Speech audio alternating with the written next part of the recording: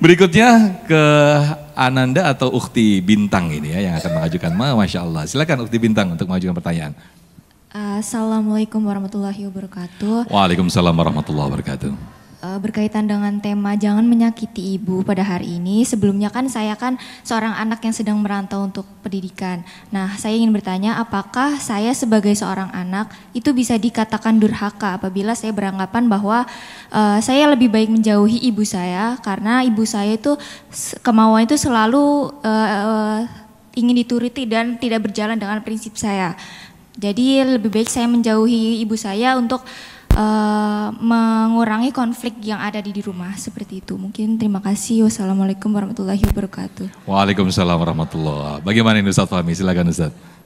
Ini gimana Kiai? Pertanyaannya berat ini. Lebih baik menjauh ya. Untuk menghindari konflik. Ya, memang jadi anak dan jadi orang tua tidak gampang. Semua butuh kebijaksanaan. Ya.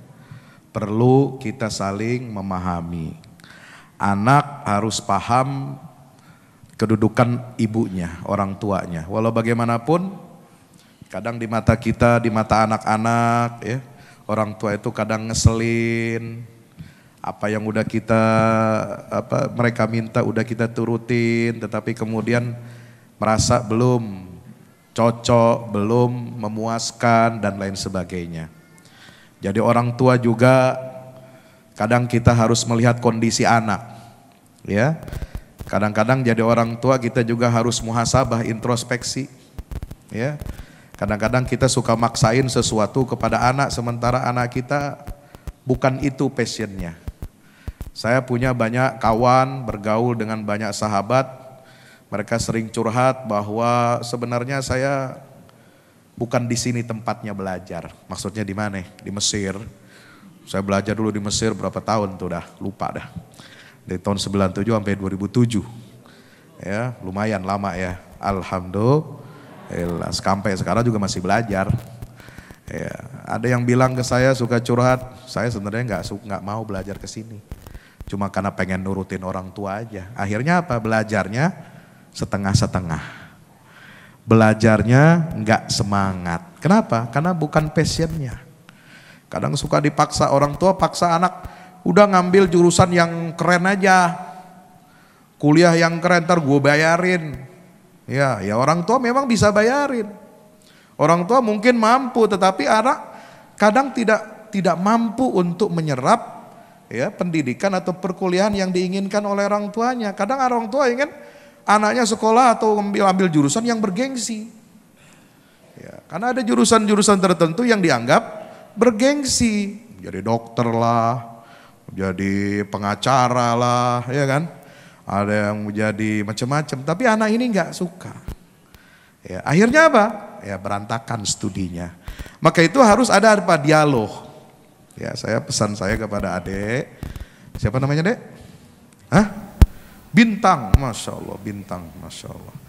Biasanya Bintang buat laki-laki namanya ya. Ada juga perempuan, Alhamdulillah. Jadi nasihat saya, pesan saya kepada adik dan juga orang tuanya, harus sering-seringlah berdialog. Bicara dari hati ke hati. Bagaimana supaya anak tidak menyakiti perasaan orang tuanya, itu penting. Tapi juga orang tua jangan sampai juga menyakiti hati anaknya. Jangan salah, yang durhaka, mohon maaf, bukan hanya anak kepada orang tua. Ada juga orang tua yang durhaka kepada anak. Kok bisa Pak Ustadz? Saya baru dengar nih. Bagaimana caranya orang tua durhaka sama anak? Ada. Dalam sunnah Nabi dijelaskan.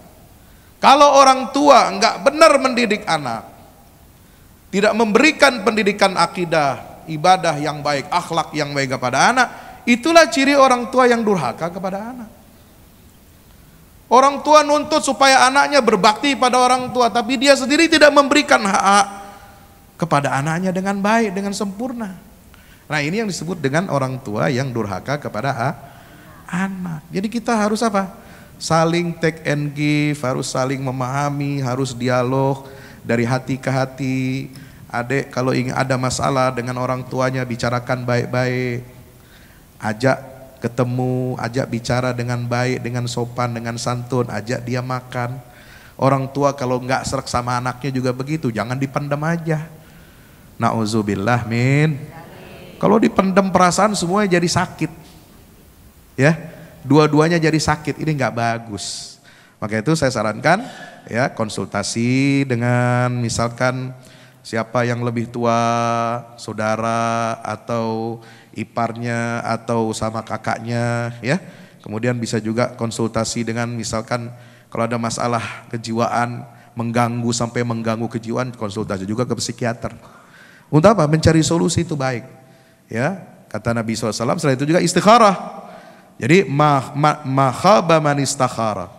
Ya, tidak ada orang yang tidak akan rugi orang yang istikharah ketika dia mengambil keputusan, dan tidak akan rugi orang yang istasyara, meminta nasihat dan pandangan kebaikan dari orang lain. Demikian. Kenapa saya sampaikan? Wallahu a'lam bishawab.